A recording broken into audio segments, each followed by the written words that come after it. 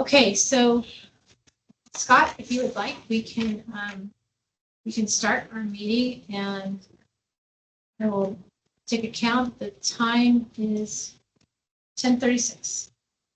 Okay. Well, good morning. I'd like to welcome everybody. We have, looks like we have quorum, and I was the last one here at this group, but only by a few seconds. Dave was literally 6 feet ahead of me, so I think we can call that a virtual tie. So, but looking forward to our meeting. I know I've been working with Jennifer, and I've been working with, we have a Jennifer at the water utilities, so lots of Jennifers, and then I've been working with Lisa Rosendorf on our plan, and Jennifer, we're figuring out how to stack out our strategies, so we're making some good progress on that. So, and then trying to answer your questions for the various chapters. So I think everybody's been working, and that's a good thing, and it's nice to be back and talking about our water plan. So other than that, ready to get going. Okay, so then what we can do then, Chairman Scott, is I don't see that we have anyone here from the public, but if anybody would like to make a public comment, they can do so right now. That's not the case, then we can go ahead and move on to agenda item 4. And this is to review and approve the minutes from the executive committee. That meeting was held on July 23rd of 2024. And Peggy can answer any questions you may have on those minutes. If not, we would ask for someone to provide a motion for that item to be approved.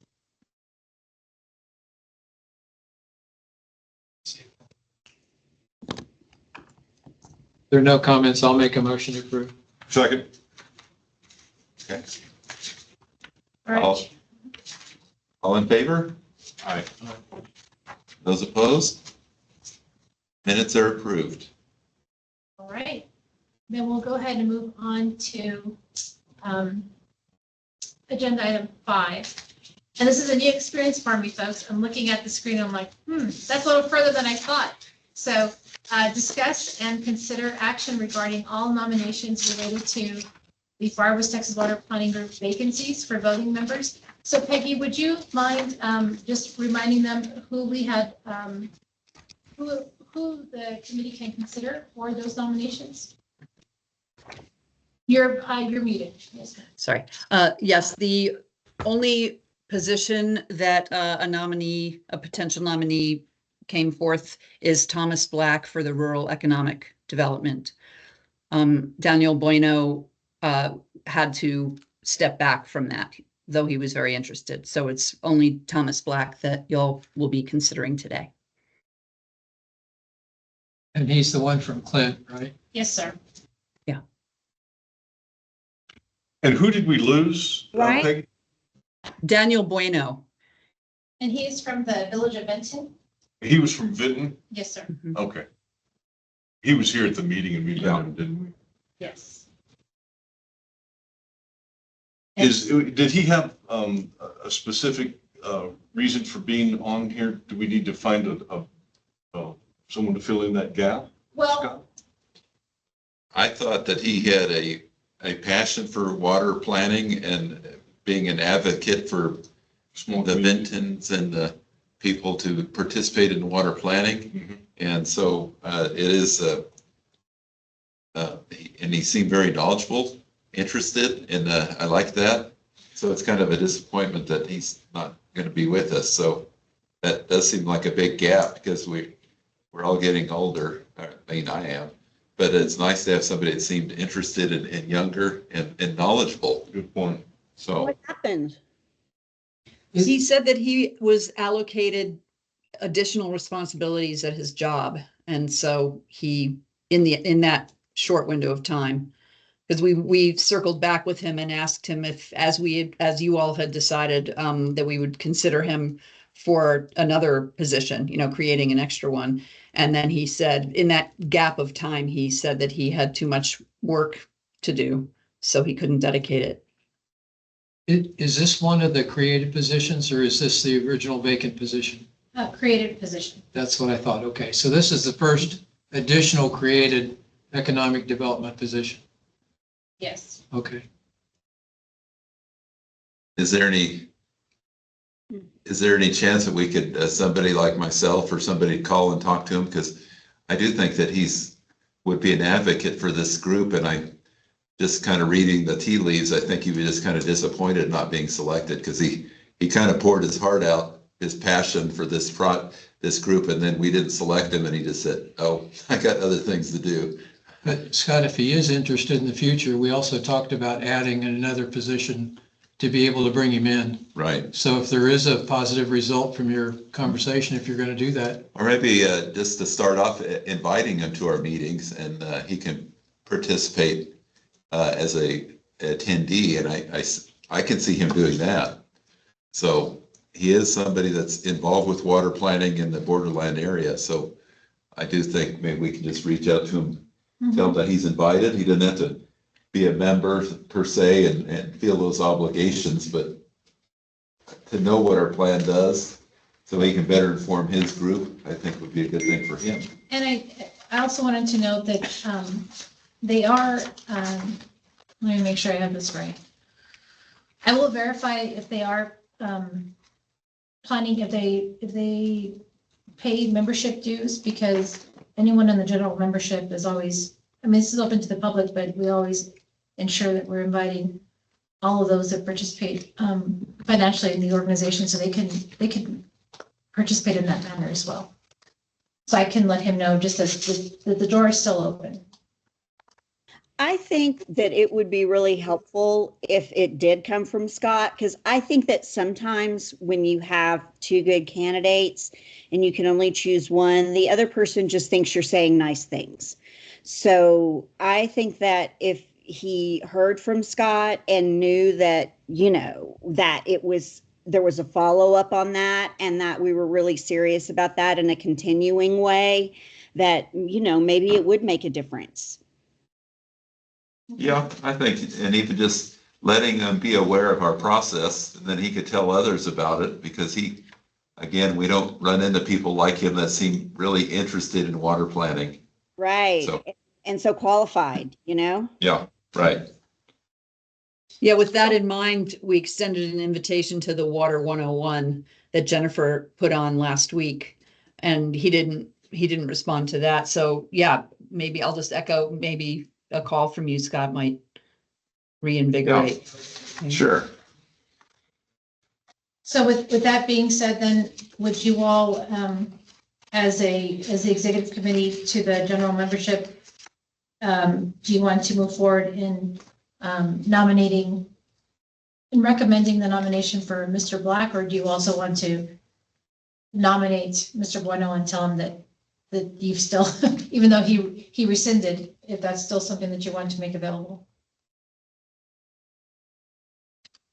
With the possibility that we can always add another position for him, why don't we go ahead and approve Black? Is there any reason not to? It's your turn for a motion this time. Okay, I'll move that we approve the appointment of Thomas Black. Second. Did you get that, Peggy? Yes, Dave Hall, second. Yes, ma'am. Okay. Thank you. I got the dates on the board here. And Kennedy's already approved at the last meeting, right? Kennedy. Kennedy, John Kennedy, Yes, from the yes, last yes. from the last meeting, right? Right. And Raquel Ansures and Roberto Ransom, yeah. And Jose. Right, there were three Landeros, of them yeah. approved last time. Right. And Right. so I understand Scott's going to get the information to reach out to Mr. Bueno, and that'll be a Yes. phone call you'll make personally. Scott?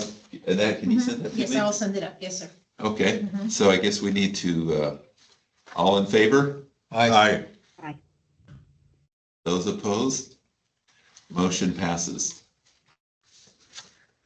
All right, so then we have our next agenda item, which is to consider and discuss the material from Corello, and that's pertaining to the updates for draft chapter 1 for the 2026 Region E water plan. So Jennifer, I believe that is you. Yep. So let me start sharing my screen and we'll just kind of cruise through some of the main slides on the PowerPoint. So just give If me you a want to take second. control, you're more than welcome. Yeah, let me see if I can get the screens to display correctly. Okay, you tell me when you can see them. Yes, we can. Okay. So let me just drag. All right, so I'm actually going to choose with the executive committee to just kind of do the highlights that I kind of want your decision on or your feedback on. So we did receive a lot of good updates for chapter 1, like Scott was saying. There were 3 main sections in this chapter that were still needing some feedback from either the water entities or groundwater districts, things of that nature. So I've outlined that in a red rectangular box. The one in particular that I think is most important for discussion here is the water loss audit section. So I am going to quickly get there. Just the first section that's been boxed out is this agricultural resources. I was working with Mr. Ornelas, and he did provide some updates to that paragraph. So I feel very good about the feedback in that section.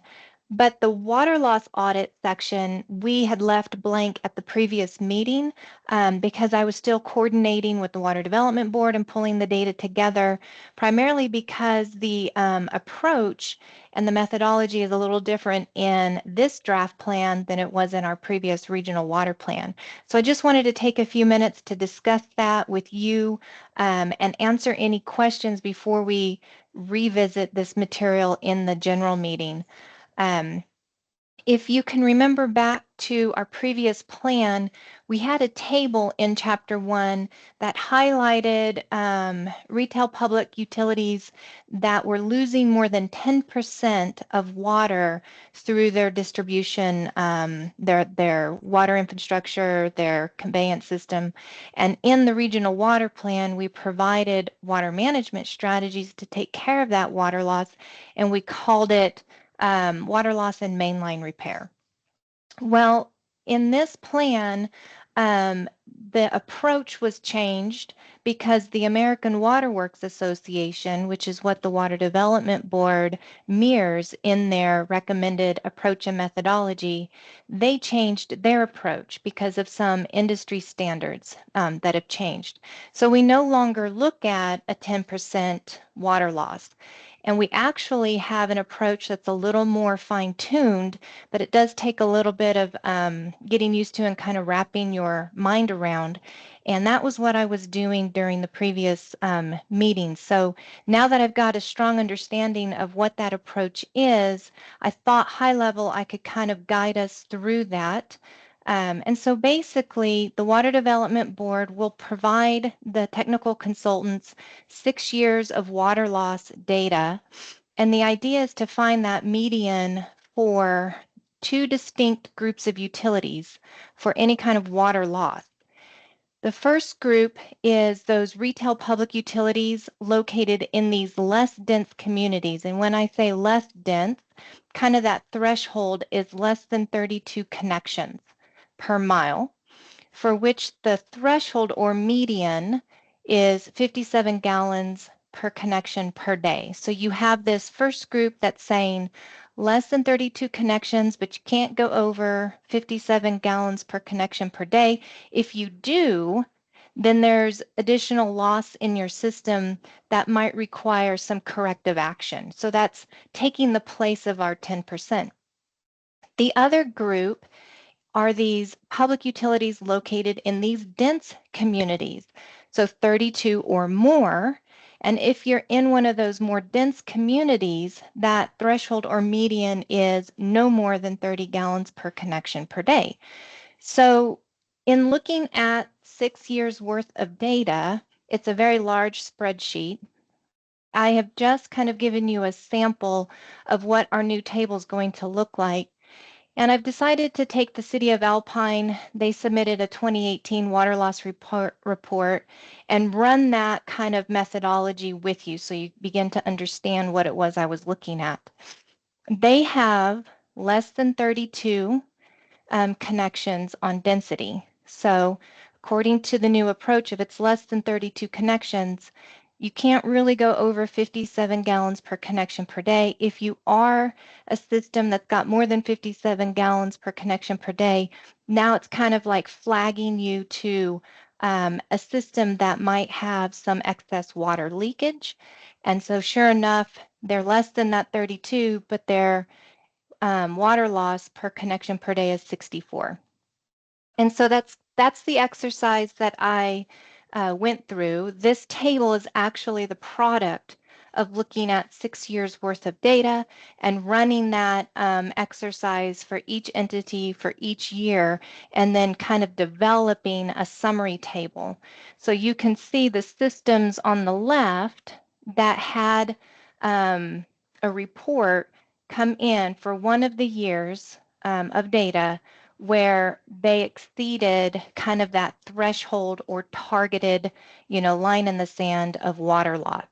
Some by a whole lot and some not by much. And so this is kind of the starting point that I'll be using when we look at our conservation strategies and really where we're going to apply the water loss audit and mainline repair strategies that we've had in our previous plan to maybe some of the new entities that popped up in this table, definitely as that approach shifted from a 10% loss to a little bit more of a granular, accurate kind of way of teasing out those systems.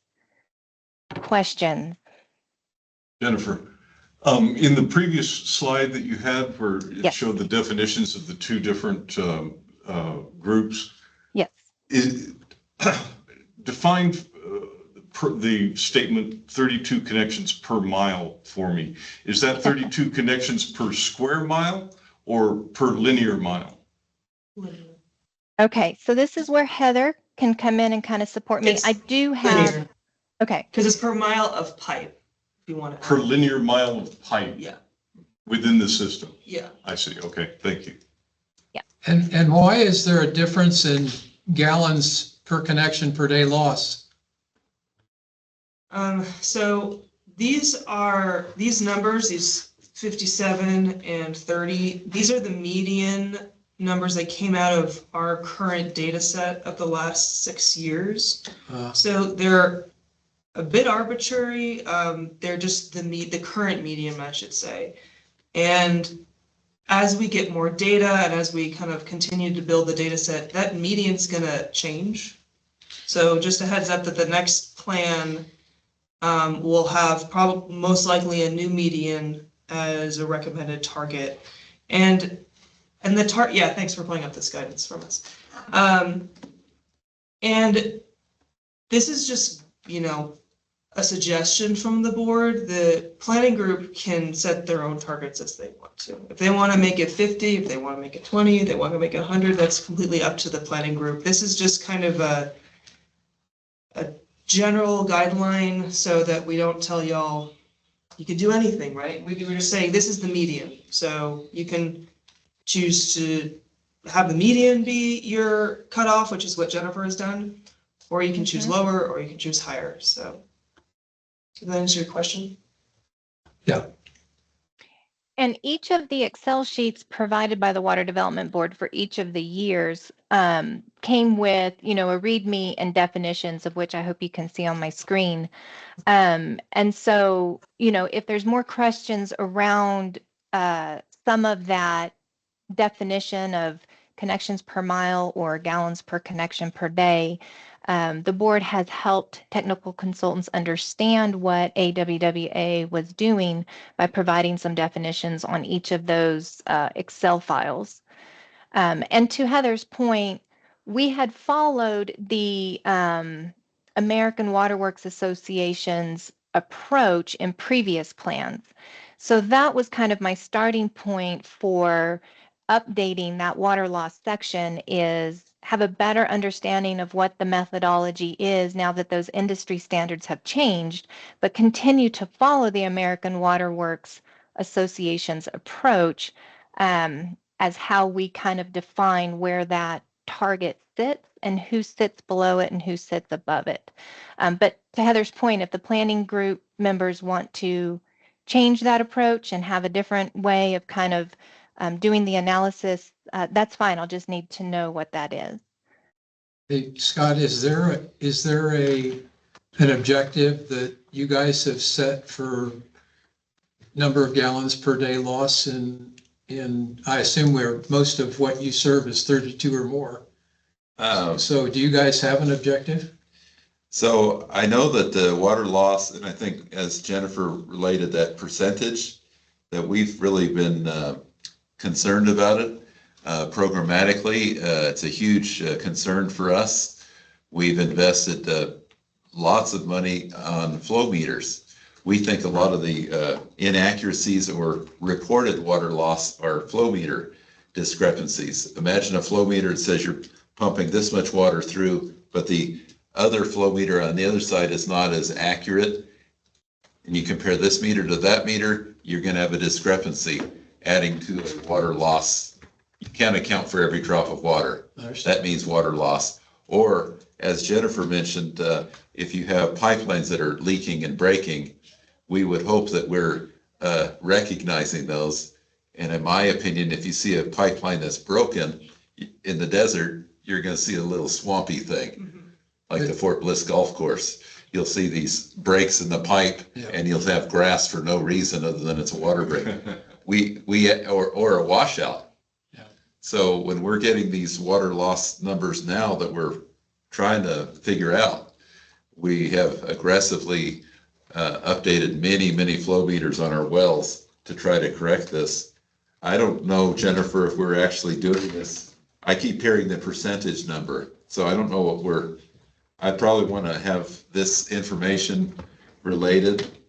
I'm sure that our water loss campaign, our experts are aware of this, but I wasn't aware of this different metric other than the percentage of water loss, the 10% rule. So you guys have your objective is a 10%, less than 10%. I've heard that mentioned over and over, and then it has somehow gotten higher, but I was not aware of the metrics that Jennifer's talking about on the 30 gallons per connection, dense or 32 or more connections per mile. I've not heard of that metric, so. Teresa has her hand up. Well, I just wonder how you compare with that, whether that's something that is a reasonable objective or, based on what was said earlier, we could set our own goal. Once you check that out, if 30 seems to be a reasonable objective, maybe that is left alone. So Yep. I guess I'd like our people to take a look at it and see what do they think of this. Yeah. And it's possible that we're fighting this percentage. I think Jennifer kind of made it sound like it's an arbitrary percentage, and now they're trying to be more granular to help. This knowledge of this may be more helpful to us. But right now we're on a list that says you have too much water loss and you're not going to be able to get some funding. That's what the state does. They see it as being an inefficient water system operator. You got a red flag. And you got a red flag and you need to fix it. You have to address it in the Yeah. project. Yeah. So You're not necessarily ineligible, but you will have to address it. We've been actively addressing it. I mean, in terms of the effort, the attention. Yeah. We think a lot of it's flow meter discrepancies. Imagine a flow meter. Apparent water loss. Yeah. We have flow meters at a plant that report in millions of gallons, 3% inaccuracy, and then you have 150 wells that are pumping into those, and the level of accuracy on those meters, you're going to have some disconnect. And we believe that is what's happening, but we're trying to get a hold of that. All that being said, I was not aware of this, so I'd like to show this information. I don't know what they're working on in terms. I still thought it's that 10% number, trying to lower that. it just seems to me, if you've got 10,000 connections, for example, or 100,000 connections, and, that qualify for this, and you're talking 30 gallons of connection per day for 30,000 connections, you're talking a hell of a lot of water loss. And that's why that's why I was asking the question I was asking. Yeah. Yeah, that's a lot, And it seems to And me, that's why I'm thinking it might be a pretty high number. Did you see the table just before that she had on there? Yeah. It's at 89 for 22. Well, I saw that. And when you looked at El Paso on the chart, That's what I look at mean, the chart. 86, excuse me. Yeah, I think look at, Teresa has a comment. Teresa? yeah, I know, 86, see? And That's huge. I know, that's We why only I'm, see half of Teresa. Because they got, y'all just carry on and let me know when it's my turn. No, we're getting you in the queue here, Teresa.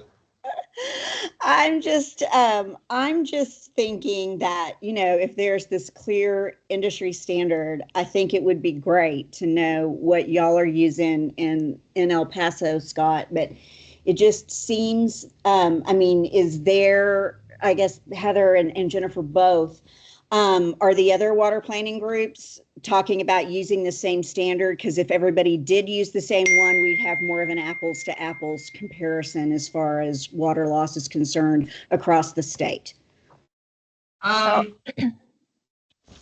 take, well, let me try to answer that, and Jennifer, you can comment. As far as I know, each group is kind of going through this exact process right now because this is the first planning cycle that our conservation department has said the 10% is no longer, according to AWWA, is no longer the standard, and we're not doing this anymore. So this is kind of a bit of an experiment to see what is the next step, and that's why they provided that guidance that Jennifer showed earlier. But each group they can do whatever they think is appropriate for their region. So we intentionally are not doing a statewide standard because what's working for Houston isn't necessarily going to work for El Paso. Okay. All right. Just making sure that that's not something that, there is a water development board, push to try to standardize since No, our it's the opposite. group is different. Yeah. So, okay, great. Thanks for clarifying. Yeah, and I would add that I've had 4 other regions come to me because I think I was one of the first that stumbled into the work and realized, oh, we're not doing a 10%. What is the cutoff then? And I quickly connected with Heather, and then she was kind enough to connect us to the department that is responsible for some of the new guidance. And we held a workshop so that I could better understand why the methodology shift and then what is the purpose of that. And I think to your point, Teresa, it is to move away from this one size fits all target, because as you know, each system is different, will behave differently depending on where you're at in the state, and then try to provide more of these like water loss key performance indicators. So there's a little bit of flexibility around that, to Scott's point and Dave's. If El Paso feels like those key performance indicators for El Paso need to be a little different than what's highlighted here in orange or yellow, then we just would want to be careful about applying that across all entities in Region E, right? We can't do something specific to El Paso, but then maybe not treat other entities the same way. So whatever those key performance indicators are, we would apply it then to the 6 years worth of data and see if that generates a different table. But I will also add that the entities listed on this table are not that much more different than what we had in the previous plan. So it helped me have some peace of mind in knowing that even those performance indicators are teasing the data out to be a little more accurate than our 10% arbitrary target, we're still kind of coming into the same list of systems that are using water. So if it could equate to 10%, we're still capturing kind of the same people. What came up in this list, different from the previous plan, is El Paso Water. And I think to Scott's point, and in conversations I've had around other conservation strategies, El Paso Water is aware that there is either some loss in the system or just some flow meters that aren't indicating the right reporting numbers. So it was of no surprise to them. but I'm happy, Scott, to send all this over so you can have some additional conversations with the staff there. I'd be curious to see and be a part of some of those discussions as to what is El Paso doing? What are those key performance indicators? Are we tracking, similarly with AWWA? But anyway, I thought this was data that wasn't in our previous meeting that was worth a discussion with the executive committee members so that we're not, surprising you from left field with it. Quick comment on this table. So what you were describing earlier, Scott, about the kind of meters not talking to each other, that's going to be showed up under unreported loss. And then the actual breaks, so those little pond swamp thingies that show up, that's real loss. So that's what they broke it down between unreported loss, or apparent loss is another term. That's kind of your meter discrepancies, your billing inaccuracies, and real loss is actually broken pipes and water in the environment that isn't accounted for. I guess I know about water loss on a general, and I know that there's an active group replacing flow meters across the whole water utility network, big flow meters, little flow meters, all to try to get a handle on this, and then actively looking for leaks anywhere physically. So what I'd like to do is talk to one of our guys and get maybe a little short report of what we do for that, and we could put it in this report. I don't know the details of what's being reported, but I can tell you that our president and our executive staff treat the guidance that they're trying to comply with very seriously, whatever the latest. And I still thought it was the percentage number, but I don't know that. I didn't know about this, the newer metric. It's really new. Yeah. And you're not alone. Every major city in Texas. We still talk about the percentage number. We're combating that, trying to figure it out. Is it real or apparent? Right. So I'd like to, maybe Jennifer, we can have a short paragraph of the efforts, the seriousness for El Paso addressing it. And if there's corrections needed in our piping, we want to fix it, of course, because we don't like lost water. That's lost revenue. Right. So we want to get after it. Well, and taking into account the fact that consumption per day in El Paso is much lower than most of the rest of the state, probably, there isn't any reason why loss can't be some figure that we determine for this area too. So, there's nothing that says we have to stick with that. We haven't as far as gallons per day. So why stick with it for this too? So it's a matter of discovery, I guess, and trying to figure out what's right. Yeah. And the other thing I would add to be considered we are in the desert. A couple other thoughts on this. If it is easier to kind of stick with AWA as our methodology, but then have some additional write-up, like we did in our population and water demand chapter 2. Here was, kind of the methodology, and we're going to add a lot of new information with regard to that additional report coming from UTEP. We can also add some additional language around water loss and have it reflect maybe what El Paso Water is doing, what their metrics are, so on and so forth. And, that just continues to enhance our plan with regard to following the state's, kind of guidelines and their methodology, but then also bringing in this grassroots, discussion is also another place to keep our plan specific to our region. Second thought on this was, in addition to kind of seeing the same entities pop up on this table that we saw in our previous plan, what struck me as interesting is a couple folks fell off.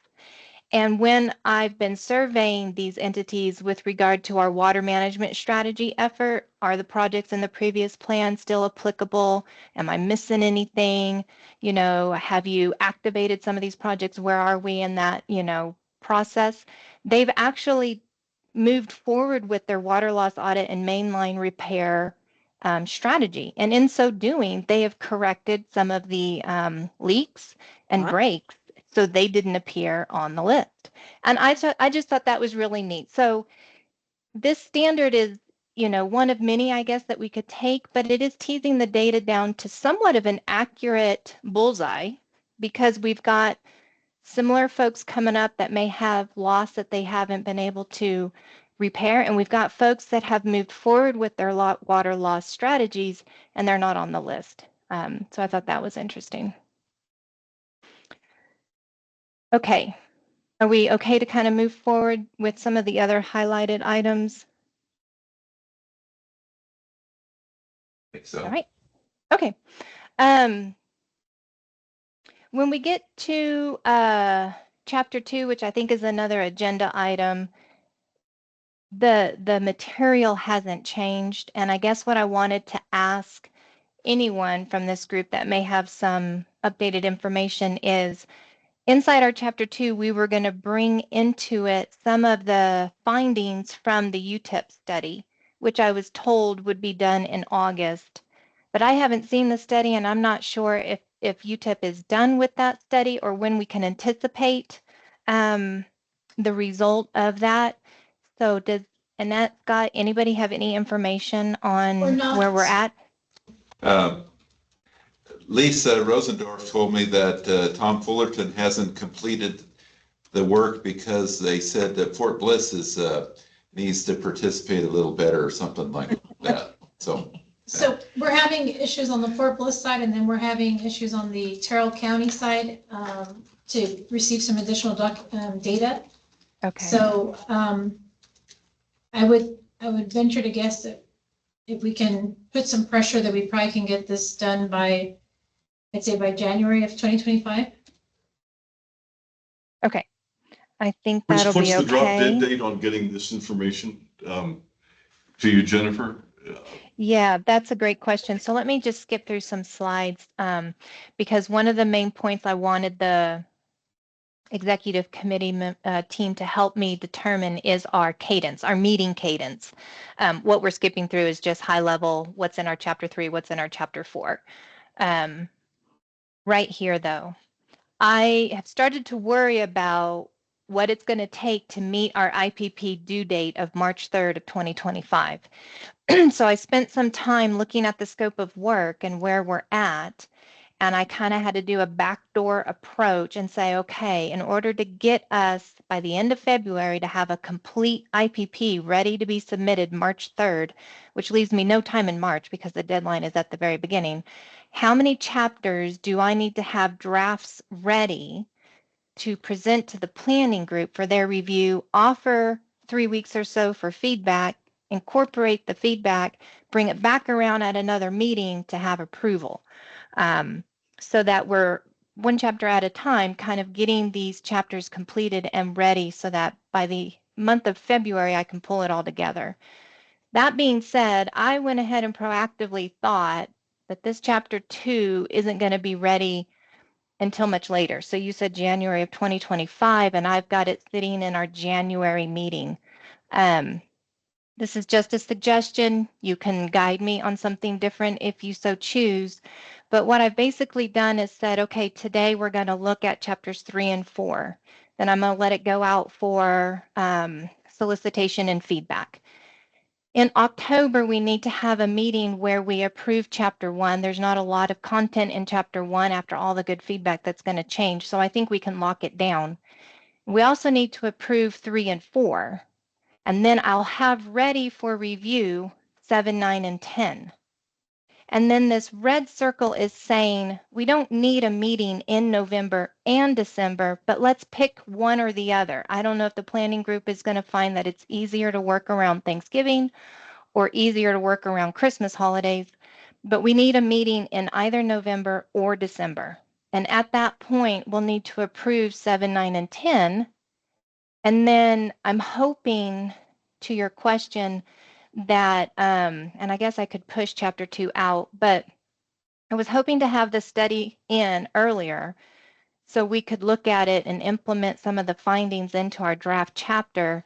And then at either the November or December meeting, we discuss those Chapter 2 updates and then approve it in January. Now, if Let me clarify. Chapter 2 is the Fullerton update for population and housing, right? Chapter 2 is population and water demand, which Water demand, right? Mhm. And that'll be Yep. Fullerton's input, basically, that we're waiting for. Yeah, we're waiting to Jennifer? see how that changes some of the projections that we Wonder if we modified could that get the a board draft gave. from him instead of the final. Mhm. Be nice to be able to get Where a is our, draft. who's managing that? Is the water utility? I don't know. You Yeah, guys are managing that? El Paso Water is managing the study for El Paso County, and the COG is managing the study for the other 6 counties. Okay. So in terms of who, So, can give and direction. you all have the same dates set up for drafts to be submitted? That was what David Yeah, was I mean, just if we could asking. get our hands on a draft, at least it'd be something to start with. I think Yeah. they've been asking and, right, there's no, That's, yes. So been I asking and hear, there's I no hear your answers. direction that you're giving us, and so we will take that. So are you saying that we need to have a draft before the November meeting so that we can review it and then discuss it at the November meeting? She's actually looking. So we need something, I think she wants more than a draft, but draft would be helpful. I think if I was to operate on a draft and not the final, just so we're not losing time and momentum, if I could get a draft by, let's say, mid-October, end of October, Yeah, I see, could spend Mhm. some time to bring some of that content into our Chapter 2. Even if we're missing stuff from Terrell and Fort Bliss, the bulk of it is kind of sitting in that placeholder part of our chapter. And then we could discuss and review it at our November or our December, depending on which month you guys choose. And then there's continued effort to get the rest of it in and out for review before we approve it. Either January, February. I'm willing to move the approval of Chapter 2 to February if we need to. It would just come in as part of the February meeting agenda. So there's some flexibility there, but yeah, I would need a little bit of time to have the draft in my hands to look at it and see how best to incorporate it into our Chapter 2. One of the things that's concerning me is what UTIP used as their approach for population projections, because the Water Development Board uses utility boundaries. So if there's a disconnect there, I'm going to need to work on how to make the data kind of uniform so we're comparing apples to apples, so that our demands coming out of that are a good comparison to what the board's demands were, to really see, does this get us, somewhere in between our 2021 trend line and where we're at right now with the board's data that we modified? Are we somewhere in between, which is what my hope is? So anyway, Well, it would depend on how that data comes in.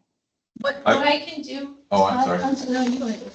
I wouldn't think there's any way that Tom Fullerton is doing his population on water supply companies. That's my opinion. I think he's doing it on geographic areas, By the counties. right? Their Like own a census? political, Census tract boundaries. based? Yeah. So that would, I think Jennifer would have to kind of make it the apples to apples thing. Because he would not have, I don't think he was given that kind of direction to do it. And I think it'd probably be harder for him to do it that way. The water supply companies. What I can do is, I can schedule a meeting with Jennifer and Dr. Fulton, so that way next week, so we can get this started, if that's okay. Okay. That way we can have the conversation to verify some things. Well, I think we kind of need to understand that. I'd also like to add that with what I'm hearing, or this is my opinion, that we should move forward with draft concepts, because in the big scheme of things, Fort Bliss doesn't dominate El Paso's water supply. It is a component. And if you're 15 or 20% wrong with Fort Bliss, it doesn't make your whole El Paso thing completely wrong. So I think we can even put some, boundaries on Fort Bliss and work with it so that we can move forward. But waiting on everything till we get Fort Bliss finalized may be a fool's errand. No, I agree. It's been Had an issue for years. Yeah. Yes. It's not just new. Yeah. We don't need to get hamstrung up on this, as far as I'm concerned. Let's just forge ahead. Okay. I mean, you know, if we had a nickel for every time we've said this over the last, whatever, 25 years. So, Well, that's what I was saying. It's a continuing issue. yeah. Okay, so then the direction is that we're Either going one to of us still be, working there. Yeah. the direction will be that we will set up the meeting with Jennifer, with Dr. Fulton, and be very clear that Fort Bliss nor Terrell County should be hindrances in us moving and having them move forward in getting us the data. Because there was an issue also with Terrell County in getting data for births and deaths records. So we'll have that conversation with Dr. Fulton. Okay. Yeah, and if you don't mind, Annette, include Heather, because Heather, I think it might be a good use of our time to invite 1 or 2 members from the projection team, because I've worked with them closely, and if they're going to weigh in on it in a way that, you know, carries value so that we can spring off of this and into the next plan, Yeah, exactly. I'd like for them to help me better understand how we align the look and feel of the UTIP study if it's not done by utility boundaries, so that there is a apples to apples comparison, so that the effort put into chapter 2 and the UTIP study and the cost on that didn't just go to waste, and we can then use it as a foundational piece for the next regional water plan. If Yeah, I don't exactly. have that buy-in, then we're kind of, Yeah, I'll definitely loop in Katie Dahlberg, Okay. so that y'all can basically use it going forward. So for my clarification, chapter 2, which is population and demand, we're gonna have the state numbers, the ones that we worked with them to tweak, and then we're gonna have our alternate universe of Tom Fullerton UTEP numbers. Are we gonna have essentially 2 different plans, water management strategies that are for this population and another set? How does that work? So what I've been told by the Water Development Board, and other regions are doing a very similar approach. The one thing we have as an advantage is no other region has paid for a study. They're all coming up with their own approach, but it isn't backed by a study. So we actually are taking the spotlight, and folks are kind of watching to see how we'll handle this. But other planning groups and I have had a workshop, and what we're proposing to do is in chapter 2, we have our Water Development Board data, just like you said, Scott, that we've revised with our revision request letter. And then we'll have a set of data coming from the UTIP study and discussion around that. So chapter 2 now houses 2 different lanes, right? And we agree that maybe UTIP is going to have the more accurate picture of the growth in the region. Where does this hit downstream? Well, it hits a lot of places in our plan. So in the water management strategy chapter, we do have to develop water management strategies everywhere there's a need, a water shortage, and that, according to the board, is based on their data. But what will be interesting is I think there's going to be an overlap of what we see out of the UTIP study, where maybe there was a need on the Water Development Board's data. We'll also find that need coming out of UTIP. Now, if there are additional needs coming out of the UTIP study, because we're saying population growth is higher, right, than what was depicted by the board's data, then we can develop strategies around those needs. And this is where I'll need the board's clarity as the study comes out, is whether or not they can be recommended or do they have to be alternate. So they're in the plan for funding purposes, and they can be activated at any point by that entity by switching it from an alternate strategy to a recommended strategy. But because it's a strategy, well, actually, I take that back. You can have any strategy in the plan, even if an entity doesn't have a need. So we could develop strategies for those areas where there are needs that may come out of the UTIP study that aren't shown with the board's data. But that's why that study, that draft study, is going to be so critical, because there's a lot of downstream impact to changing population and water demand. Yeah, and I want to make a quick clarification. The water management strategies need to be based on needs from the board adopted data. And that's what I said. yeah, well, I think you said the board data, but what I mean by that is that next cycle, you could use the UTEP study, and just as long as the board adopts it, you could use that. So just clarification on that, that just because of the timing of this cycle, it'll be the board provided data that was adopted by the board. But in the future, and the city of Houston or Region H has done something very similar with Rice University. So they had Rice University to study and the board adopted those projections. So y'all are basically doing the same thing, just the timing didn't work out that great this cycle. But to Jennifer's point, you can definitely plan surplus and plan for higher population. And Jennifer, I'll reach out to my manager to ask about if this can be recommended or alternate strategies.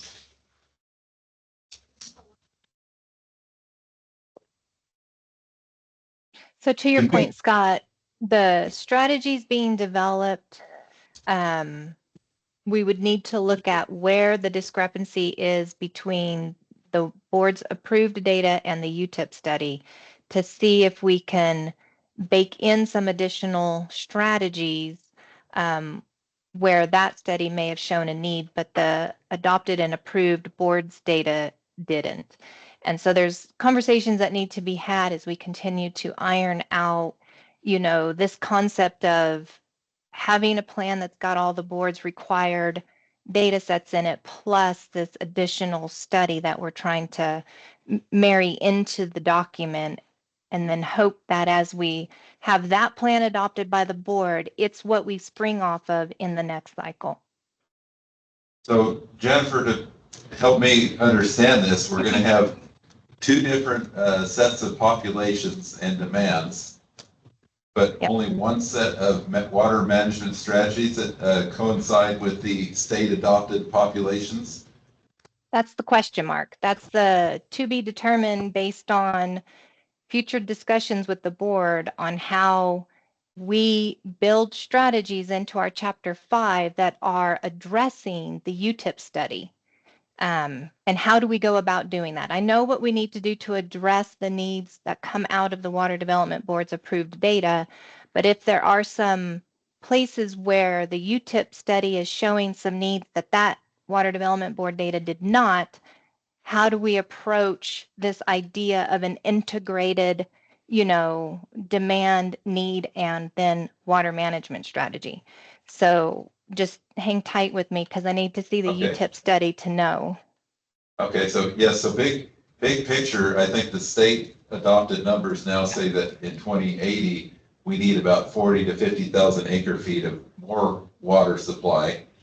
And if Tom Fullerton UTIP numbers are a little bit higher on population demand, we'll need 60,000. Right. So there's 20,000 acre feet of new supplies that we would need. Yeah. Yeah, and then our water conservation, that supply is all driven by population increase. So it is, I guess we need further direction, but first of all, we need the Tom Fullerton numbers. And I might add that, not to be a negative, it's just how my other work projects are. What if Tom Fullerton doesn't deliver this till October, November?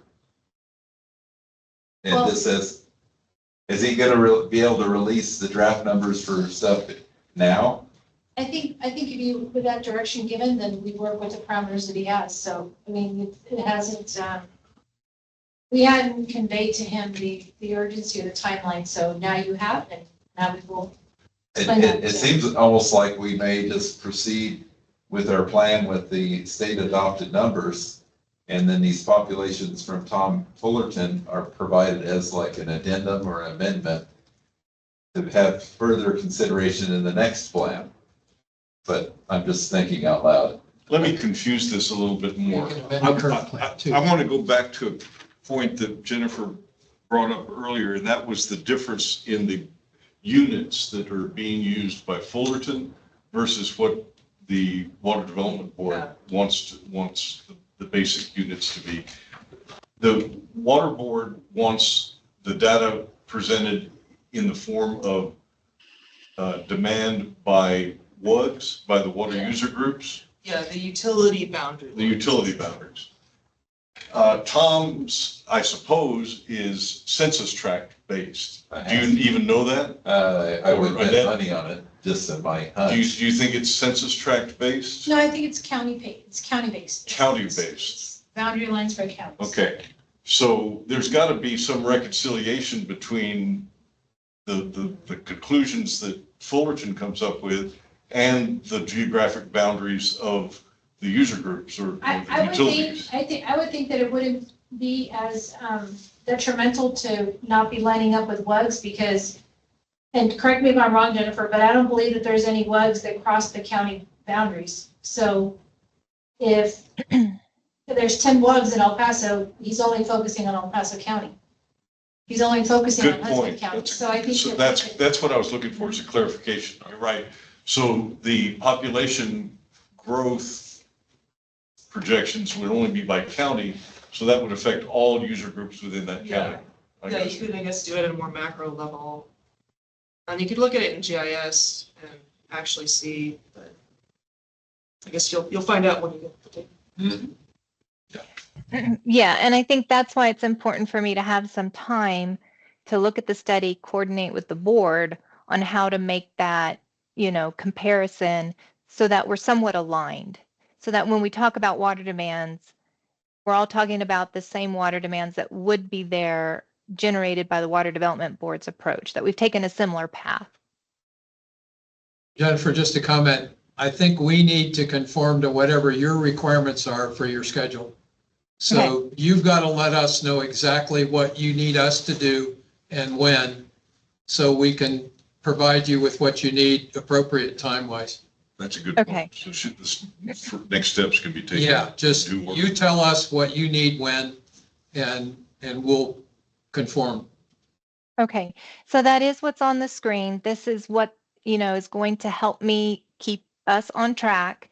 And so the discussion around the UTIP study, we're already almost middle of September. If I could have draft numbers by the end of September, no later than that first week in October, if it's still something that the planning group would like to incorporate into their draft water plan, that will give me time to then look at it, work with the Water Development Board, come back to the planning group at various meetings to fill you in on what our findings are, what our approaches might be to help get us to that place where we can compare demands and water needs with the UTIP study as a supplement.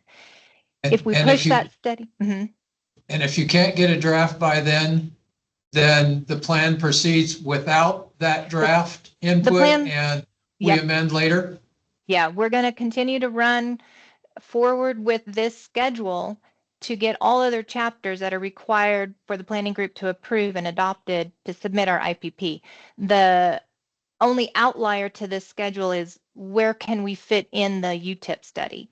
And I would say by December, if we don't have solid information into our draft chapter 2 that's reflecting the UTIP study, we're going to have to let go of it and bring it in for the next plan. Great. So let me just add another comment. What if the UTIP study is really, when you sit there and look at it, it's really not that much different than what the state, our modified state numbers are? I think that's also a possibility. Then we would do what you just said, and we're proceeding on our tweaked state numbers that I'm working with right now. Yeah. Right. So that's a great point, and that's why I think our cutoff needs to be the end of the year. If we don't have a solid understanding as to what the UTIP study has produced and have decided whether or not to put it into chapter 2 by the end of the year, we're letting go of it because it's not holding up anything other than our adoption and approval of chapter 2, which we can push to our January meeting. You see it here in our January meeting. Mm-hmm. And I'm just thinking out loud again, so we could have water management strategies based on the state provided numbers that we've modified. And then if we get the UTEP numbers later, we can amend our plan to include UTEP numbers, and it could show the world or our region that there is some uncertainty about population projections, and Yes. pick a number that you like. If you're a realtor, you want to say we're growing. If you're going to pick the different populations that suit your purpose, right? Yes, That's so what I we're see. we're already moving forward with our water management strategy, data collection. And that is helping us to get a good line in sight on how many of those strategies in our previous plan are going to remain, how many of them are going away, what new ones are coming on. That effort through a survey has been happening for the last 6 weeks.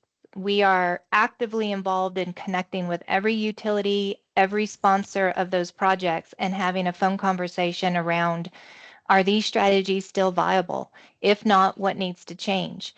If you've taken strategy A and you're no longer, thinking about it, but you're in a phase 2 construction, I need details around that to be able to price it. Or do you have documentation on the price of it?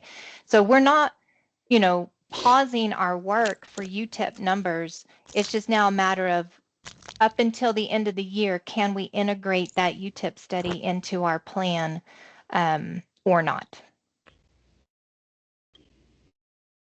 But what you're asking for is an objective to get a draft by the Yeah. end of September. End of September, early October, if I could get a draft, that gives me enough time to Scott's point, look at it and see, are the findings different, different enough to warrant additional work? Now, that's the other piece to consider, is integrating the study into our regional water plan is additional work that I don't have additional funds for.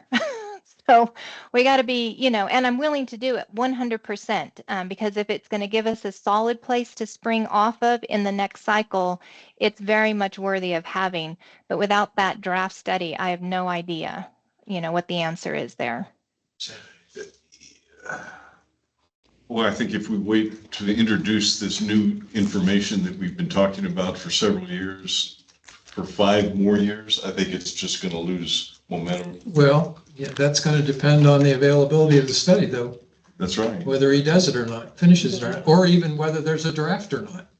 Or whether or not it's any different says than what anything. the Oh, yeah, the state has. true. Yeah. But you won't know that until you see a draft. Yeah. Right.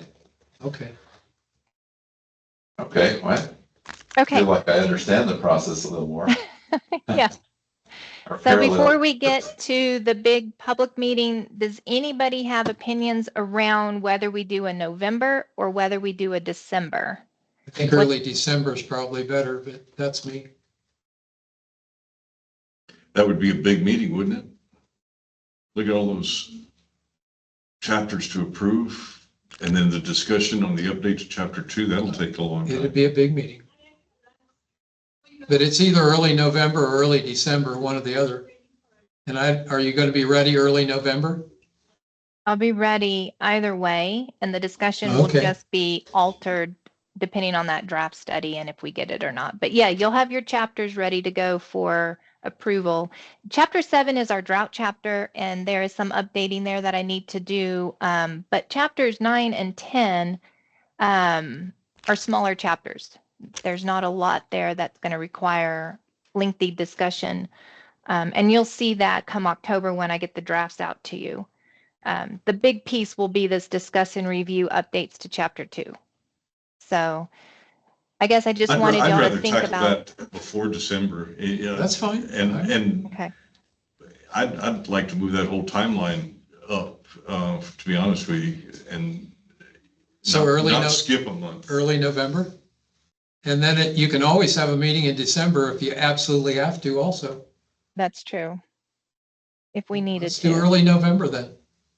Okay, I'm just going to make a note that that's preferred by the executive committee. Well, just my comment. I assume people agree. Yeah, I agree with Dave. Yeah, I think November makes sense. Okay. When it comes to the cadence of our October meeting, proposing a date, I kind of liked this timing, early to mid-month.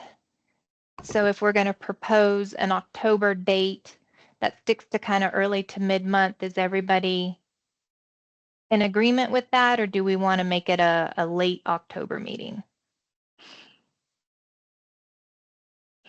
I think if you're having an early November, a late October is just going to feel like a back-to-back. Early to mid-October, I think would work better for me, but I'm flexible. I agree with what you're saying. Okay. So we don't have to decide the date right now, but just kind of wanted to get a feel early to mid. Can I ask a question about a couple tables and charts in chapter 2? Yes, let me pull up my chapter 2. Hang on. Okay, I'm looking at figure 2.1 that's on page 2.6 of what I printed out as a draft. And the next page, which is a bar graph table, and I assume it's table 2.1, but I'm not sure, it's not labeled. Yes, so that draft got squirrely when I accepted, when I flipped it from a Word doc with red lines to a PDF. So I've cleaned it up. So let me just make sure, Dave, that we're tracking. Yeah. Figure 2.1 is the one I want to talk about first. Jennifer, Okay. is it? Pie graph, There it is, right there. the pie chart. Mhm. Is that figure 2.1? Yes, this is our updated figure 2.1. Okay, and that is, 2030 projection. yeah, now that's labeled as regional population. And I'm trying to figure out why the blue wafer is labeled El Paso water. I don't understand population can be labeled water. I thought that would be city of El Paso, and I commented that to you earlier, but I'm not sure. So I'm asking the question. So it's an old carryover because I paused on it as well, which kind of comes up to this paragraph here. So when we were doing city-based planning and the board projected population on city boundaries, it made sense to show El Paso Water, AKA City of El Paso, separate from the rest of the county, all the rural. We've moved to utility, but we've kept some of the details that we had provided when we were doing city-based planning. So I apologize, Dave. I did not get an email with your feedback. If you were thinking through this and provided some feedback, I have not received that email, but to your Interesting. I point, sent that a couple weeks ago. Okay. yeah, I don't have it. So, Well, let me ask the question then. If it's AKA City of El Paso, then why not label it that way? El Paso Water, AKA City of El Paso, so that you've got population correlation. Otherwise, El Paso Water provides water to El Paso County also. I mean, I get El Paso water and I live in the county. So if you label El Paso water, AKA City of El Paso. the red wafer is also supplied by El Paso water to some extent. I don't know if it's completely, but to some extent. So there's a little confusion for me when you mark El Paso water. Okay, so figure 2.1 is population. Let's just read this paragraph together. Okay. Current and projected population by decade for water utilities and county rural areas in far west Texas is listed in table 2.1. So there's the data that supports the pie graph. Okay. The year 2030 projected population for the entire region is just over 1 million, of which 98% reside in El Paso County and are either serviced by El Paso Water, 77%, or by other relatively smaller systems in the county, 21%. So in our graph, I think what John Ashworth was doing is he's saying El Paso Water, because we're utility-based planning, is providing 77% of the water in the county, but there are 20% of other smaller entities, relatively smaller systems in the county. So, but that would lead me to think that it's a different water source for the county than for the red pie would be a different water source than the blue pie. And it's not. So what's confusing to me is we're still talking about population, but in that paragraph, we've now referenced it to water being serviced by El Paso Water. So we've Yeah, mixed I understand. population. And I think what originally we've been carrying in our plan written by John Ashworth is that he was correlating this El Paso County and the population within it. 77% of that population is provided water through El Paso Water. Yeah. And that other 21%, that red piece, is provided water through other smaller systems in the county. Of which several draw their water supply from El Paso Water. There could be an overlap there.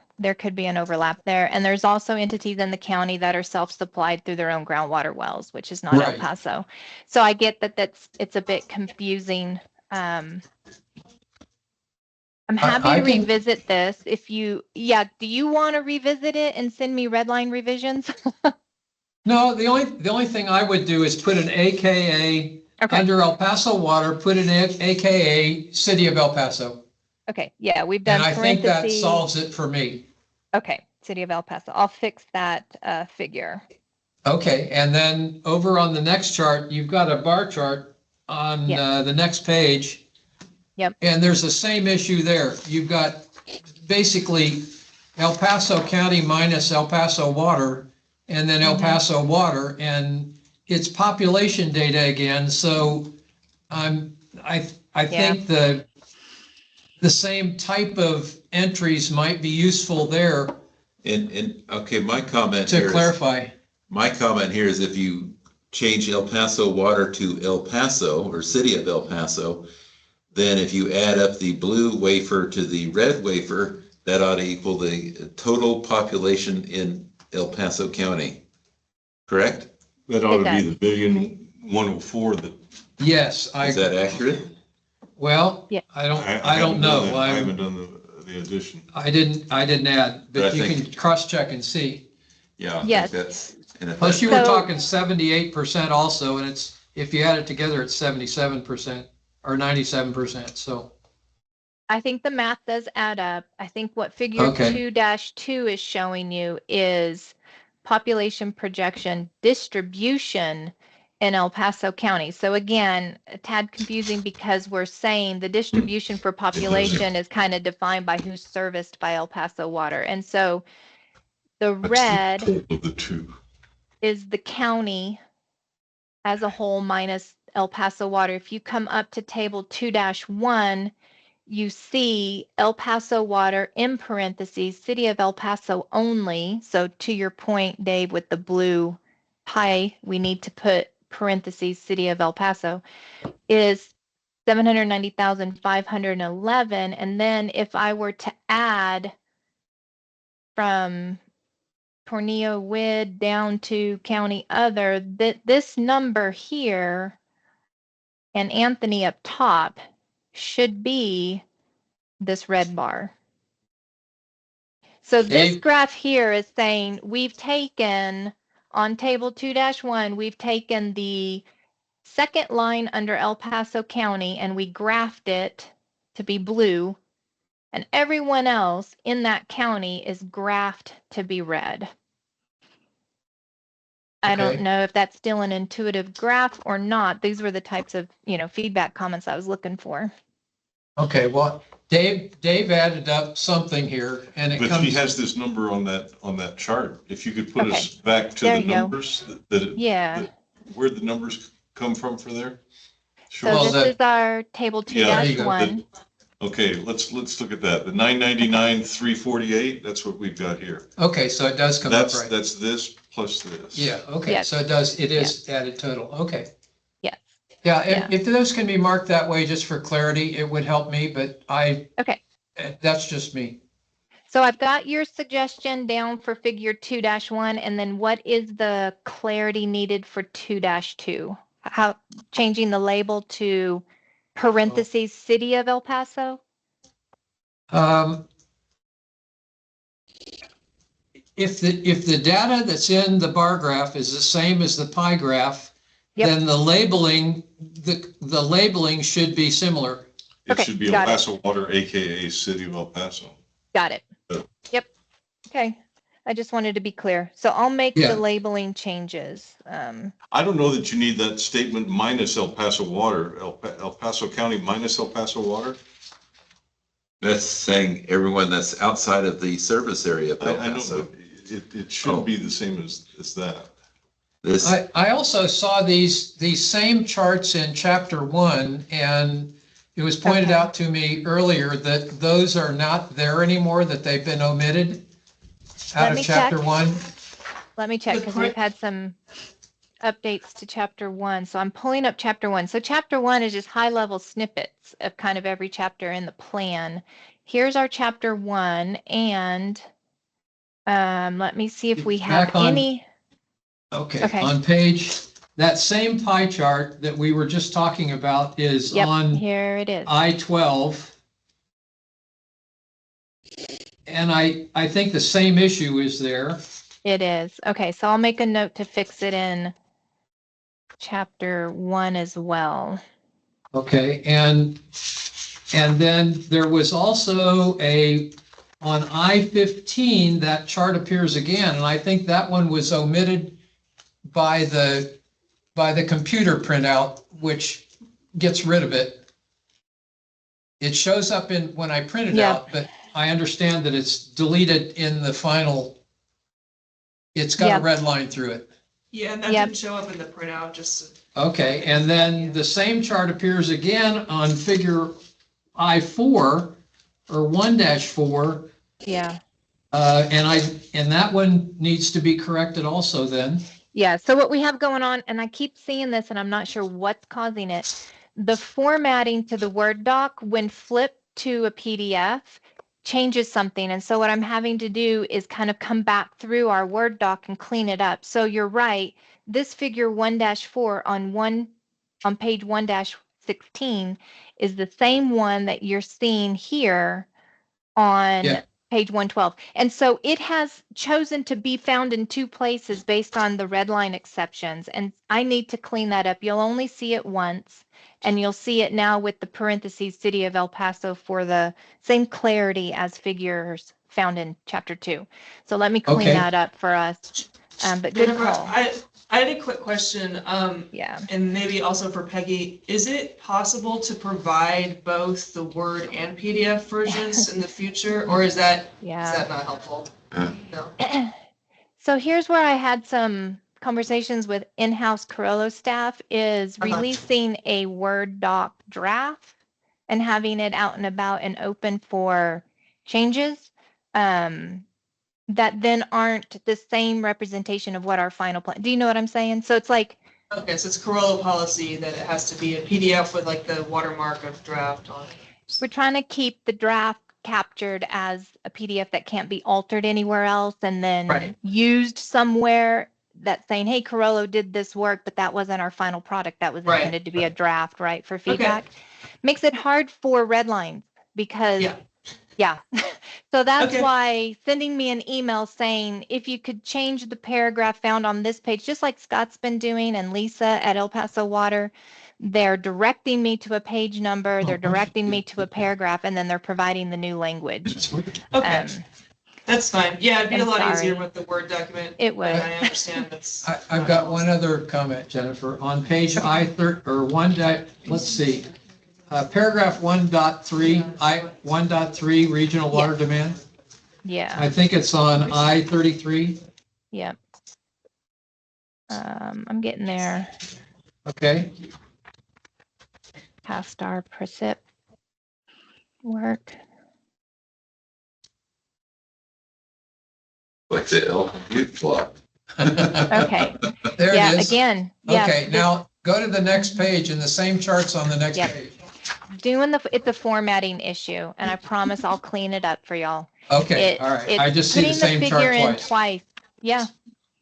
Yeah, and I had Okay. no idea why. Okay. I'll look at it.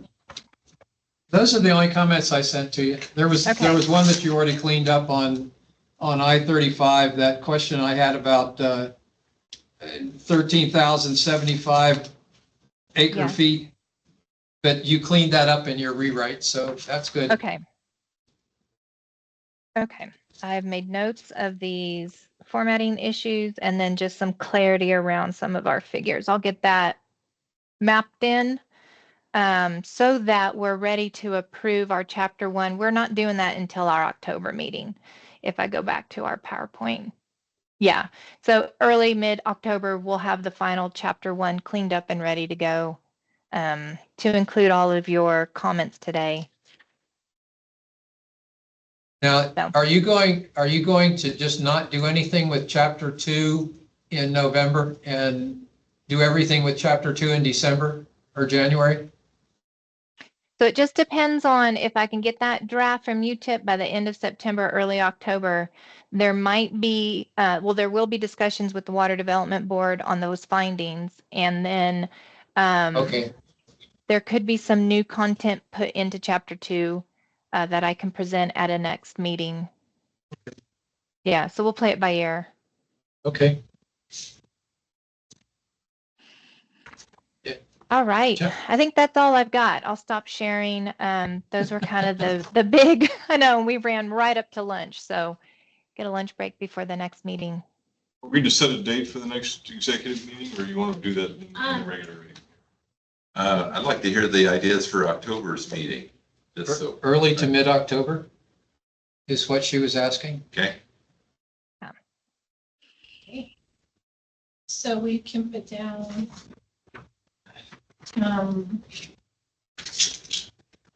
Is early better than mid, or is anything acceptable for you, early or mid? Let me look at my October. So I like the 10th. I like 10th? this time frame, so let me see what October looks like. And we're That's doing good it for on me. so it actually falls on like the 8th if we're sticking to a Tuesday. Yeah, I'm gonna be out that 8th better? 8th is okay? that week is, I'd have to do it on a Thursday.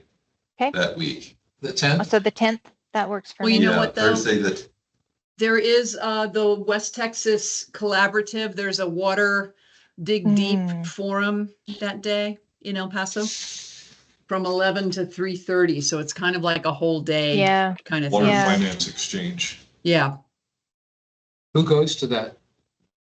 We're just guests. lots of people. Okay. And you're So all what invited. about I have. what about the 15th? That's still Wait. mid-October, the 15th. I can't, What day is that? that's a Tuesday. Tuesday. Mhm. That works for me. the second. Which day, just- what day? Tuesday, the 15th is being considered right now. Or any day in that week, if we don't have to stick to a Tuesday, I'm flexible any day that week. Tuesday, the 15th is fine with me. Okay.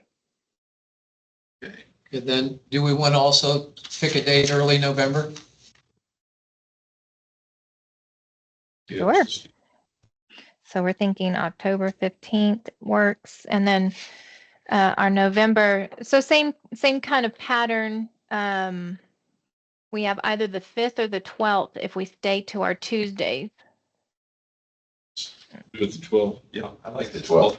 I do every meeting on a Tuesday. I have school on Tuesdays, so I mean, it's okay sometimes, but it's a hardship for me for every meeting to be on a Tuesday. Okay. How about the 14th then? Is that a Thursday? That's a Thursday. Yeah. Thursdays. We did 14th. We did Thursdays for many years. Yeah. Does that meet the early November criteria? That I'm going to be gone on the actually, 14th. I've got my Cadillac training at the racetrack on 14th and 15th. What, Las Vegas? Yeah, just west of Vegas. Oh. At the Pahrump. Yep, Pahrump. Cool. Okay. Or we have the 7th. That's a Thursday as well, and it's just a week earlier, which is The fine. 7th works for me. Probably the earlier in the month we can do it, the Okay. more likely we'll have more people. Well, do we want to go with the 9th so Teresa can attend on the week of the 7th instead of the 9th? I mean- They do Tuesdays. 9th is a Saturday. Oh, I'm sorry, we were already on a Thursday. Yeah. We, Okay, all Yeah. right. yeah, we've, So Thursday, the 7th? We're back on Thursdays now. It's November the 9th is a Thursday. November the 7th is a Thursday. No. Oh, November I'm the so sorry. 7th. Yeah, I'm so is a sorry. Thursday. Somebody threw out the Saturday. We don't do Saturdays. Okay, so, Don't want to do Sunday. so we're Nope. Tuesday, the 15th in October and Thursday, the 7th in November. Gotcha. All What's right. the Okay. October date? 15. And then if we have to do something, if we've got a fallback, we can always do something in December if we have to. Saturday. Yep, if we have to. I kind of didn't want to force you guys into a meeting a month, but if we can take December off, great. If not, we have it there as a fallback plan. Jennifer, after flood planning, where we were meeting like every other week, Well, okay, that would be nothing. when was October? When did you say that? Yeah. 15th. I don't know if that put a sour taste in your mouth, and I certainly don't want to join the crew No. that did, so. No, we do what's required.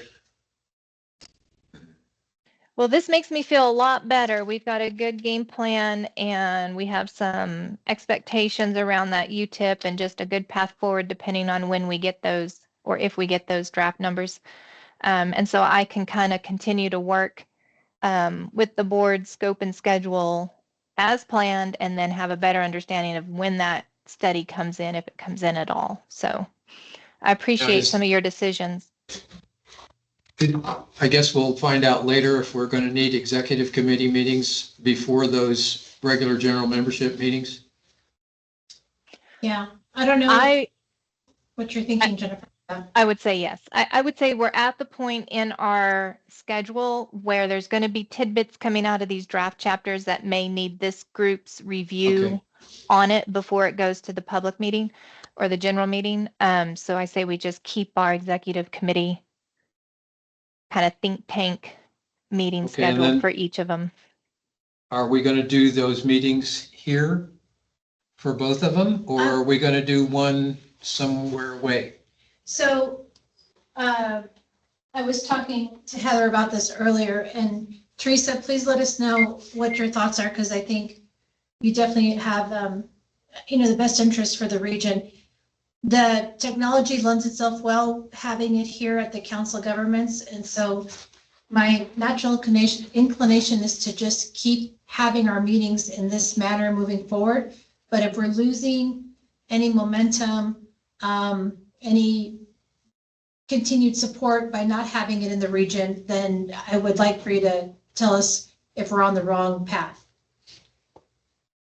I think that's probably something that should be discussed with the entire committee. I mean, I think my personal opinion is that we do lose something with everybody Zooming and not being in the same room together. I think when we're doing sort of more busy work, it doesn't matter as much, but I would say moving forward when important decisions need to be made, I think it is important for us to try to facilitate being together more than we are now. So let me add to what Teresa's saying. We, El Paso works with Juarez and for data sharing, and we had these meetings and they ended up always being in El Paso just because El Paso. And the folks from Juarez just said, yeah, we like all this binational water planning, but the next meeting is going to be in El Paso, in Juarez, or we're not doing this anymore. And it just improves the buy-in. And it feels like we're just always in El Paso now. And I think we don't have to meet down in Teresa's neighborhood every time, but we're getting in the pattern of never going down there. I don't think that's good. Okay, so then what we can do then is if we do have a meeting in the region, Good comment. it will only be in person. We will not do hybrid. They were just like, this is all cool, but Does that? And which one of the two is going to be out of town?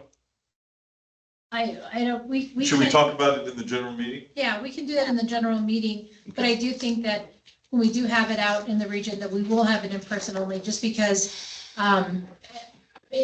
we don't want to lend itself for any kind of havoc with people trying to get on and then they can't because any kind of technology issue. Last time, I think the challenge that we ran into is just the ability to hear everyone or to hear everyone too much. And so I think that would be my only recommendation, is that we do it in the region, it'll be in personal. Oh, in person only, okay. So they have to be made clear of that, so they make the plans. Yeah, Right. which we used to always do, so Yeah. I think we just get back in that habit. Mhm. Yep. Would that be okay, Teresa? Yes. I mean, just again, just echoing what everybody said, just making sure everybody knows.